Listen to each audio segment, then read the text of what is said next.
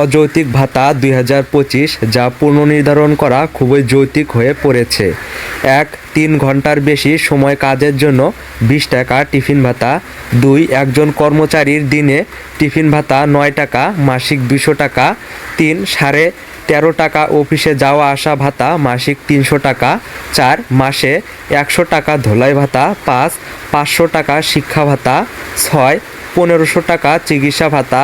৭ সভা মিটিং এ জনপ্রতি ৩৪ টাকা আপ্যায়ন ভাতা।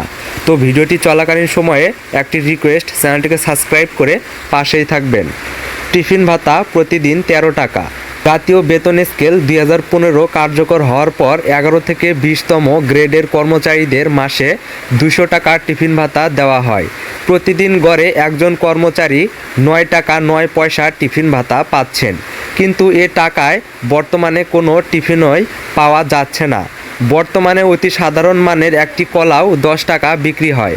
২০১৫ সালে টিফিন ভাতা ও যাতায়াত ভাতার পরিমাণ নির্ধারণ করে আদেশ জারি করে অর্থ বিভাগ।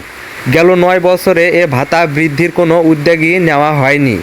এখন একটি চা খেতে ১০ থেকে ২০ টাকা খরচ হয়, সেখানে কিভাবে আজও মাসিক ২০০ টাকা টিফিন ভাতা কার্যকর থাকে, সেটি খুবই ন্যক্কারজনক ব্যাপার। এ ভাতাটি সরকারি কর্মকর্তা পান না বলে হয়তো আজও কোনো সচিব উপসচিব নজর দেয়নি। তো ভিডিওটি চলাকালীন সময়ে আবারও রিকোয়েস্ট করতেছি, চ্যানেলটিকে সাবস্ক্রাইব করে পাশেই থাকবেন। প্রতিদিন যাতায়াতে ১৩ টাকা। সরকারি কর্মচারীদের বাসা হতে কর্মস্থলে যাতায়াত বাবদ ১১ থেকে ২০তম গ্রেডের সরকারি কর্মচারীরা যাতায়াত ভাতা পান ৩০০ টাকা। তবে পৌরসভার বাইরে হলে এ ভাতা পাবেন না। কর্মস্থলে যাওয়া আসার ২২ দিনে মাসে প্রতিদিন গড়ে পাচ্ছেন ১৩ টাকা ৬৩ পয়সা। বর্তমানে অতি সাধারণ মানের গণপরিবহনের ভাড়াও এর চেয়ে অনেক বেশি।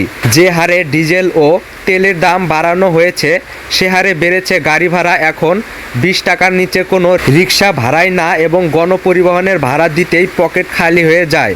সেই বাজারে মাসিক ৩০০ টাকা যাতায়াত বা পরিবহন ভাতা খুবই হাস্যকর।